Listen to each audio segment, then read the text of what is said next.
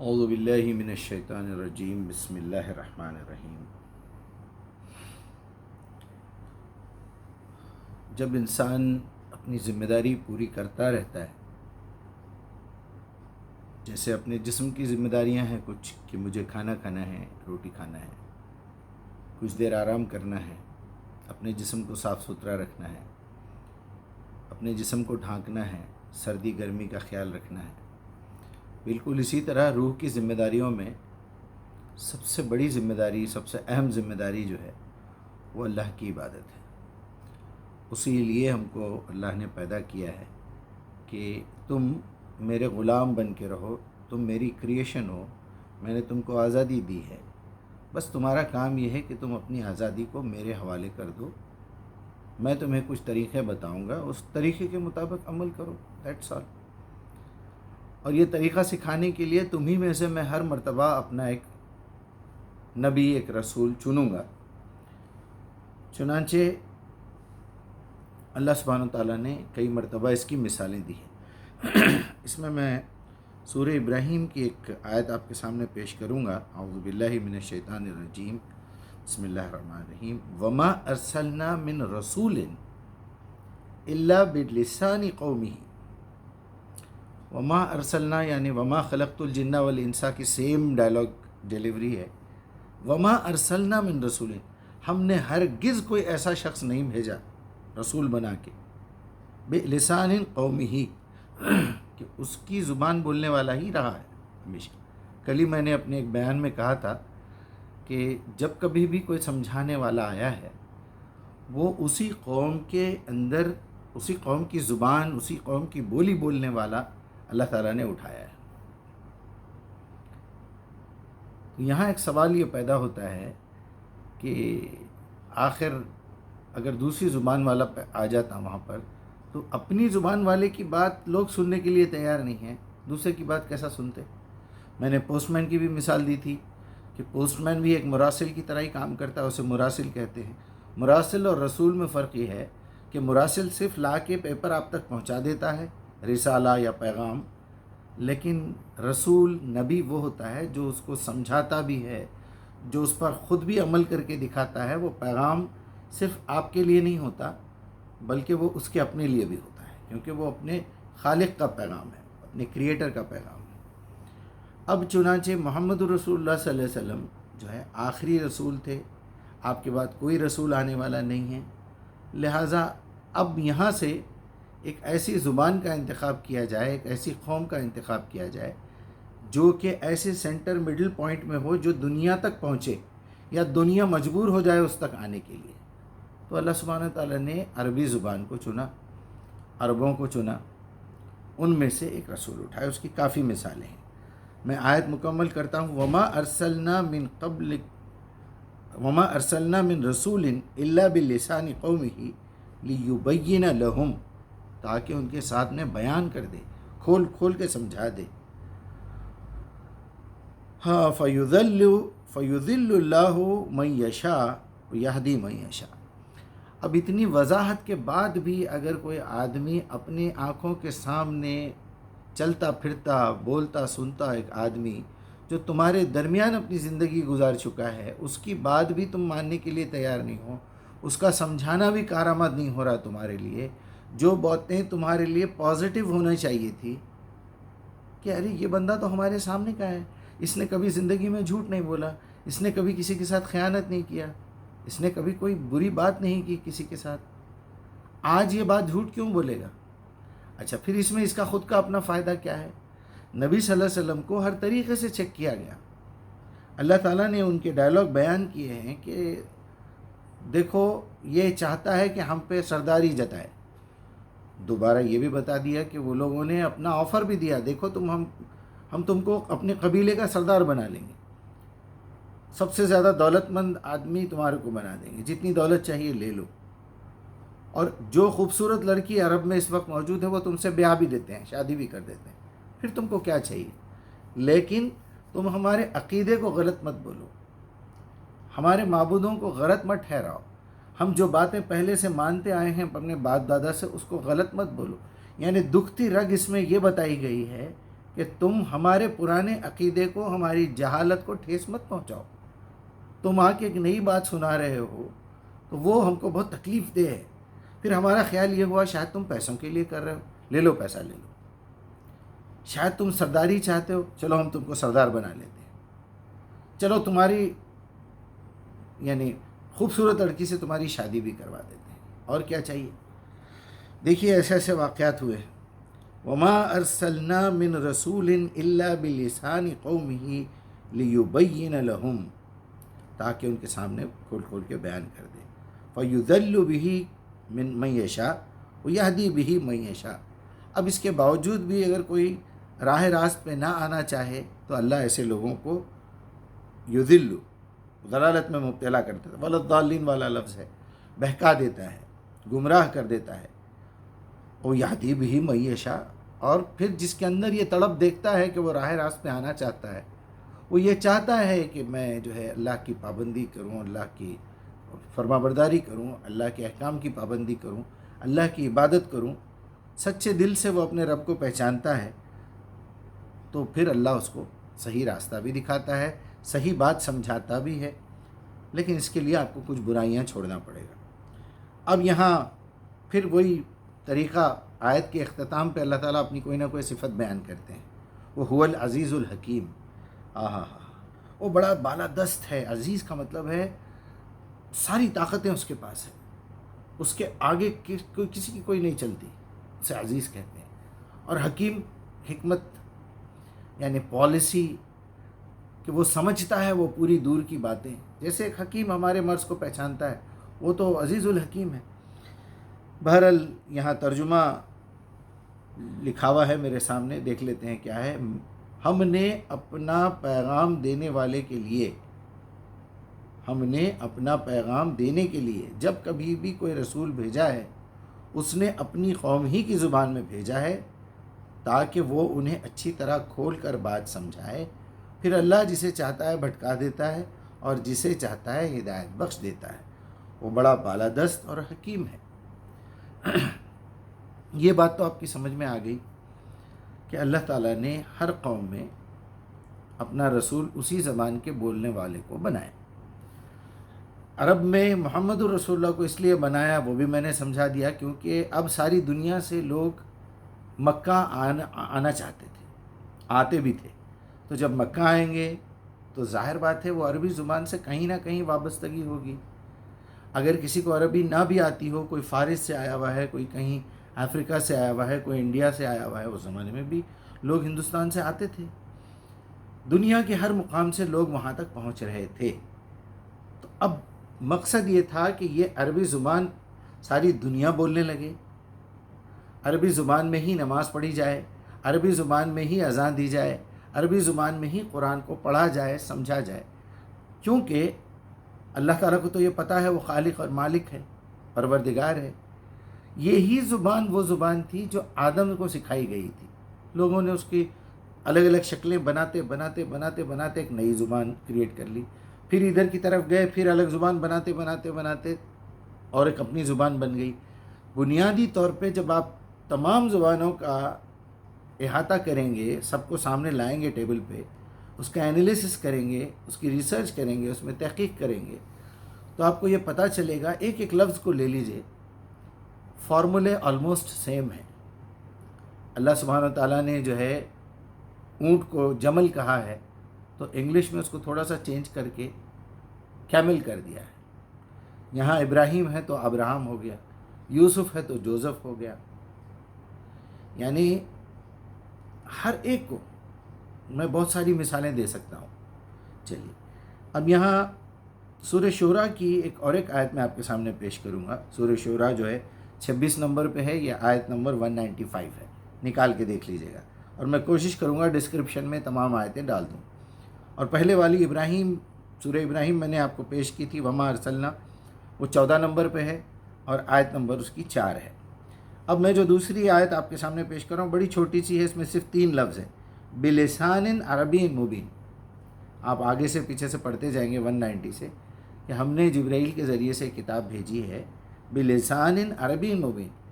اللہ تعالیٰ خود ہی عربی زبان کی تعریف کر کے بتا رہا ہے کہ یہ زبان ایسی زبان ہے کہ اس کے اندر کوئی بات کو صحیح طریقے سے پیش کرنا ہو، پوری وضاحت کے ساتھ پیش کرنا ہو، پورا مطلب آپ کے دماغ میں جا کے بیٹھ جائے، دل میں اتر جائے، تو وہ سوائے عربی کے کوئی زبان نہیں ہے، کیونکہ اللہ تعالیٰ نے کریٹ کی ہے یہ زبان۔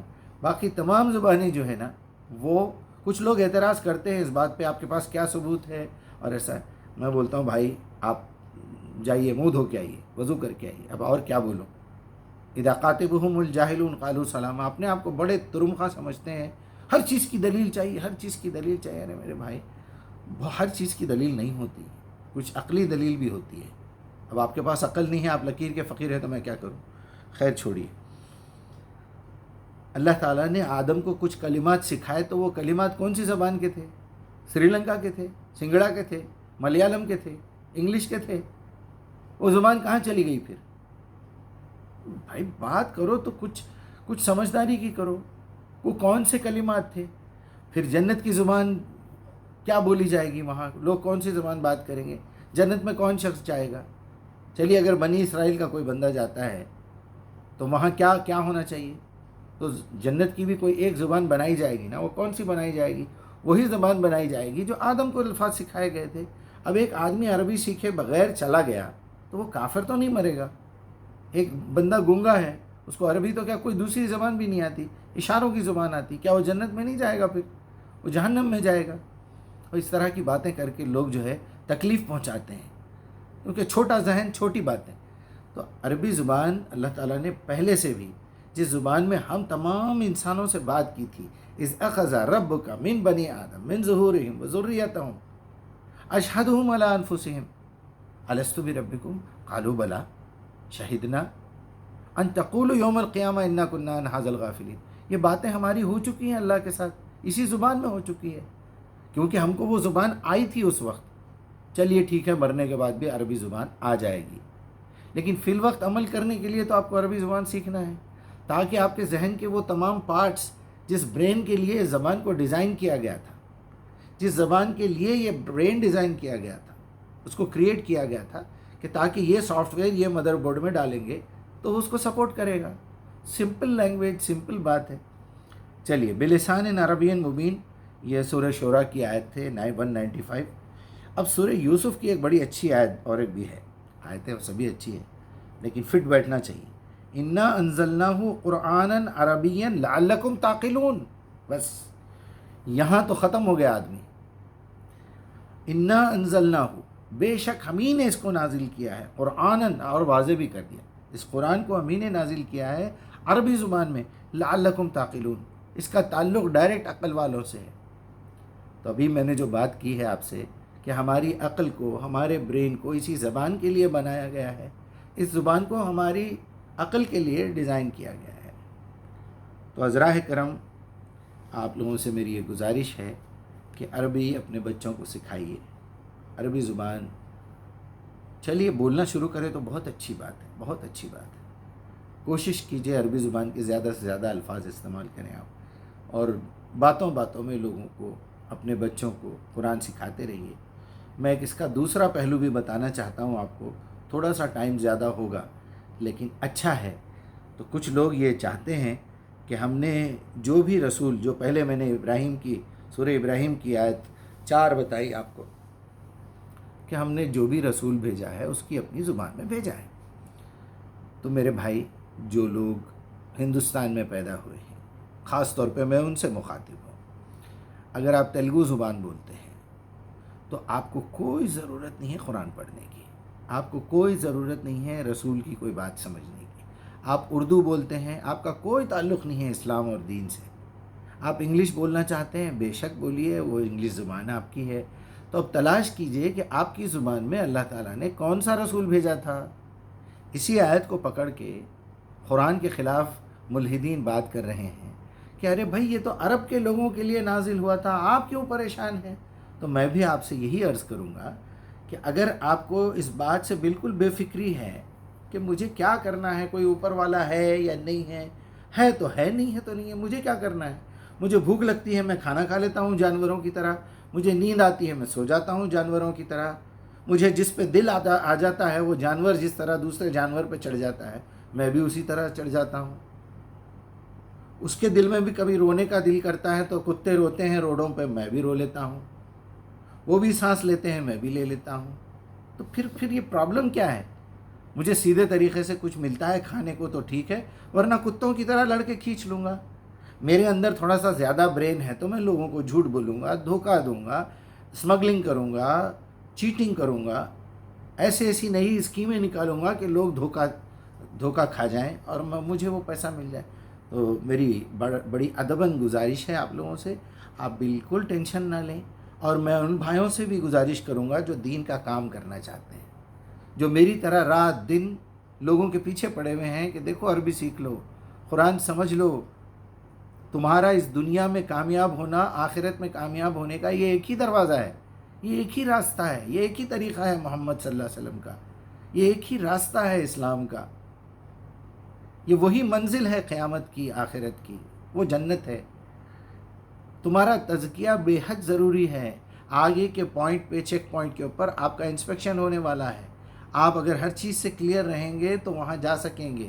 اسمگلنگ کا مال لے کے، جھوٹ لے کے، دغا بازی لے کے، بے حیائی لے کے، بے شرمی لے کے، زنا لے کے، سود کا کاروبار لے کے، جوا لے کے، جھوٹ غیبت لے کے آپ نہیں جا سکیں گے. وہ چیک پوائنٹ پہ پکڑے جائیں گے آپ. یہاں وقت ہے، نکال دو. پولیس والے دور سے چیک کر رہے ہیں، ہم دیکھ کے گاڑی پہ سے اتر جاتے نا، یا تو پلٹ کے چلے جاتے یا پھر ہاتھ میں گاڑی لے کے جاتے ہیں تاکہ لوگوں کو یہ معلوم ہو میں نے ہیلمٹ تو نہیں پہنا ہے، گاڑی خراب ہے، ڈھکل کے لے جا رہا ہوں. تو میرے بھائی آپ لوگ پریشان مت ہوئیے. جو لوگ دعوت دے رہے ہیں وہ بھی تھوڑا اپنے دل کو ٹھنڈا رکھیے.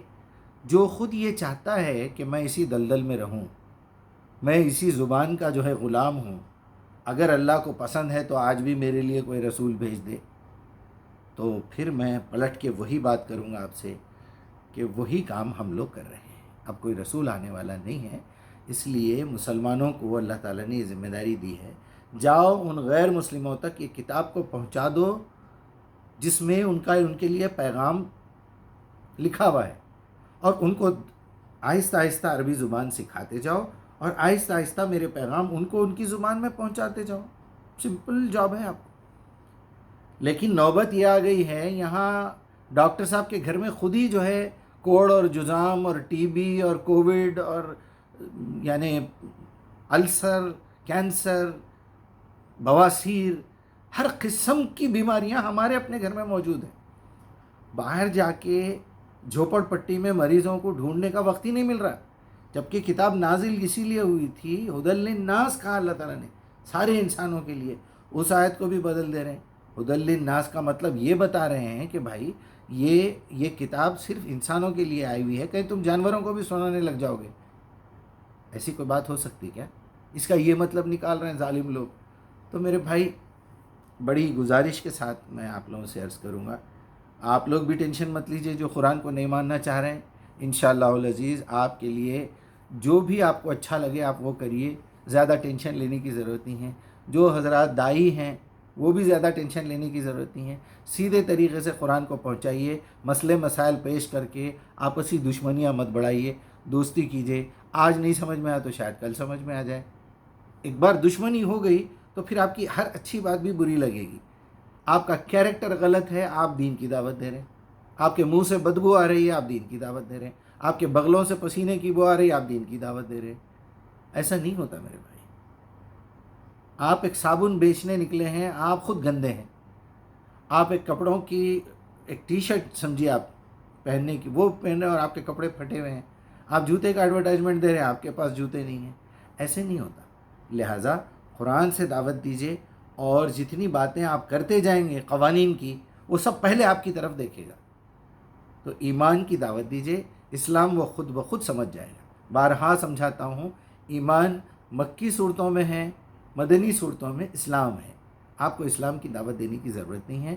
آپ کو قرآن کا وہ حصہ سمجھانا ہے جو مکے میں نازل ہوا، جس کی وجہ سے وہ صحابہ تیار ہوئے تھے، جس کی بیسس کے اوپر پوری دنیا میں اسلام پھیلا، ایمان پھیلنا چاہیے تھا. چلیے میں اللہ تعالیٰ سے یہ التجا کرتا ہوں کہ میں نے جو کچھ بھی کہنے کی کوشش کی ہے، سمجھانے کی کوشش کی ہے، یہ ہم سب کے پاس اچھی طرح سمجھ میں آ جائے. مجھ سے کوئی غلطی ہوئی ہے تو اللہ اسے معاف کر دے، اور جو ہے ہم کو اس پہ عمل کرنے اور دعوت دینے کی توفیق عطا